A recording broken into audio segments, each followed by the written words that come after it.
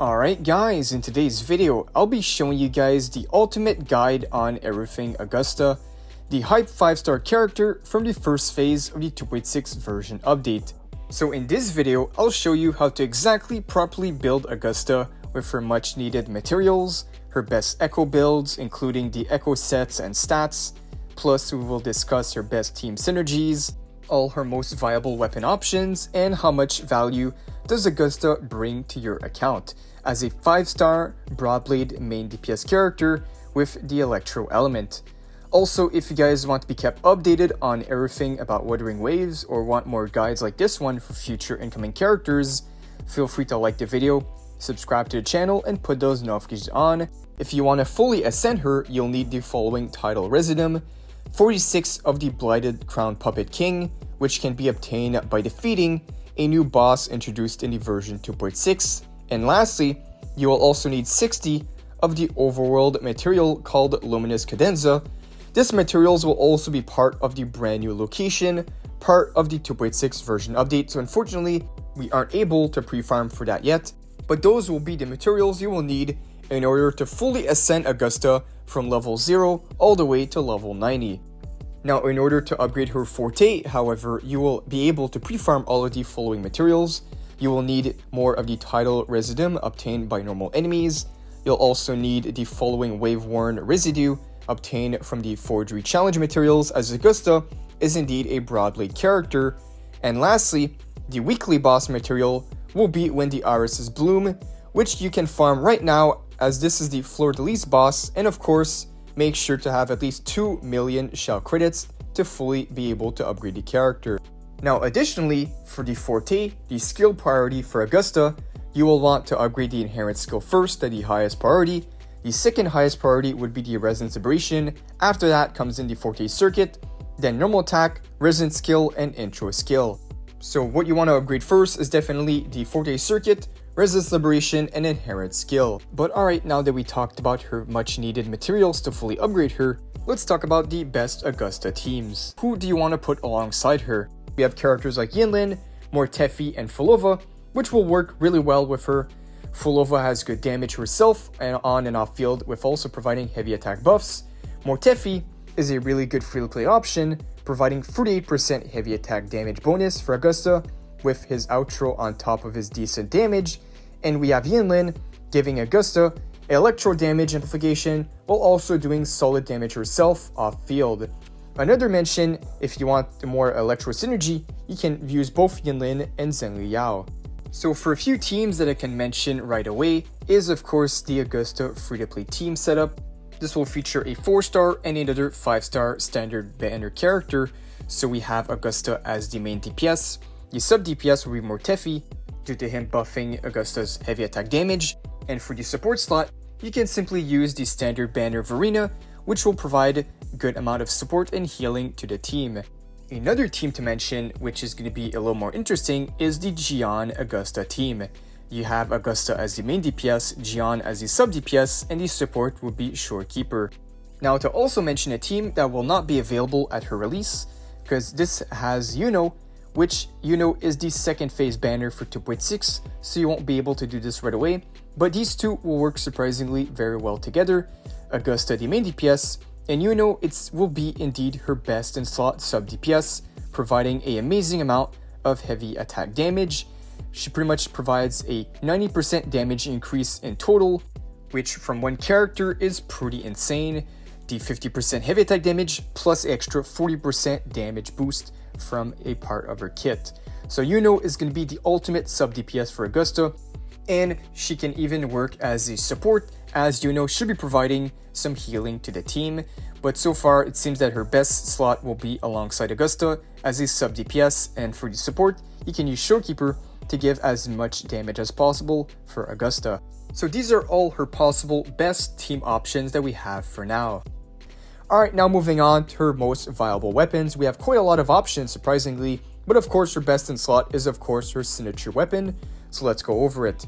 So for the best Augusta weapon is the Thunder Flare Dominion, her signature weapon, with a 24% crit rate, which is exactly what she needs as a main DPS, and now the weapon effect increases attack by 12%, and additionally, Casting intro skill or resonant skill increases heavy attack damage by 20% for 15 seconds, and obtaining a shield, which is able to give herself shields really easily, part of her kit, allows heavy attack damage to ignore 7.2% of the target's defense for 7 seconds, which can even stack up to 5 times, which will in turn give her a massive DPS increase.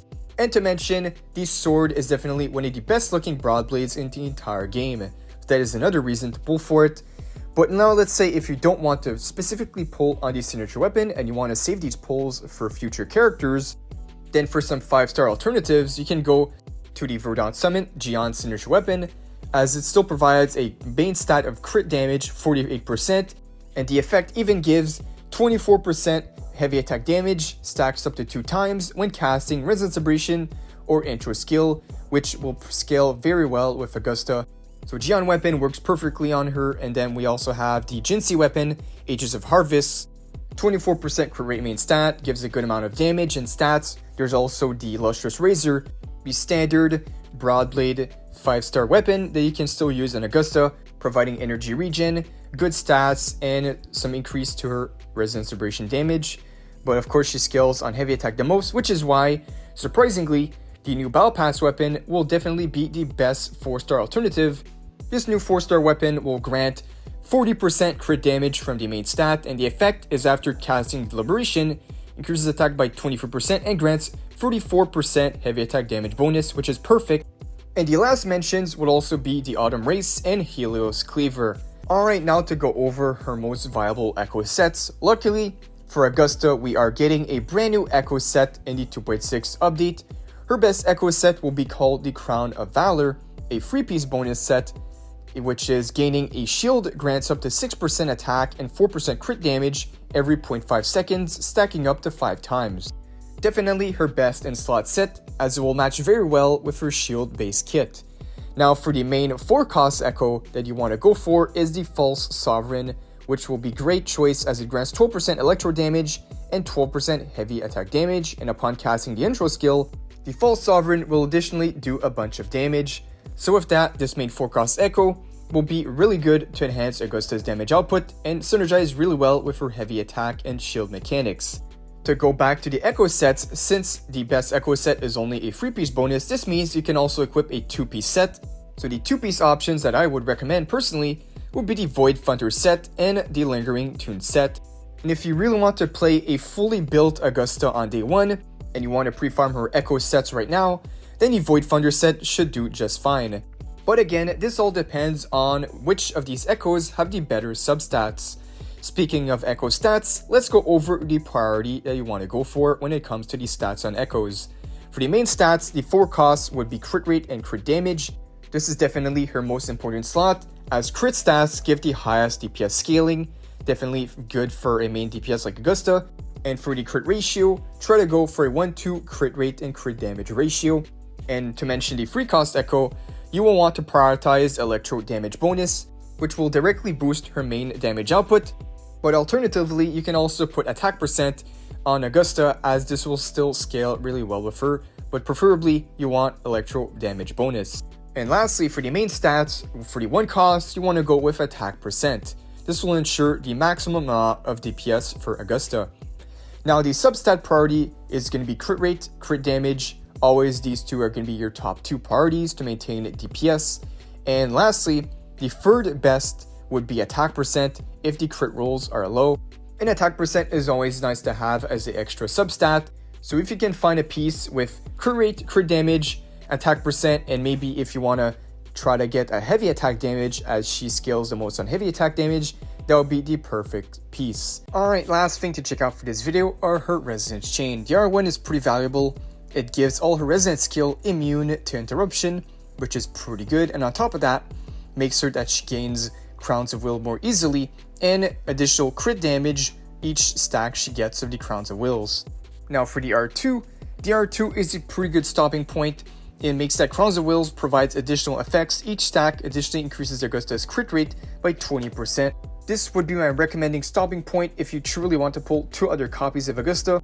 The R2 will allow you to build Augusta a little easier, especially with the crit damage and crit rate requirements that she wants as a main DPS.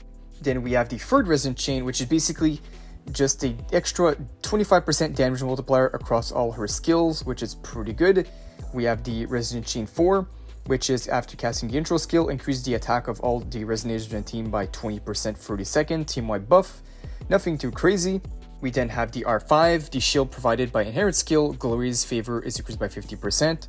And lastly, the R6, while it might seem long, this just gives the ability to Augusta to stack 4 Crowns of Will, and on top of that will give her a bunch of extra damage, considered as heavy attack damage. Augusta is definitely looking like insane main DPS.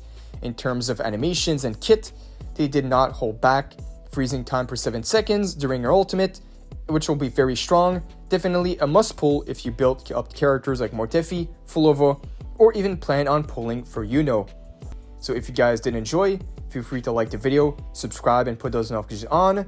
As always, I got you guys covered with the latest guides and news on everything Wuthering Waves. And thank you guys for watching. I'll see you all in the next one.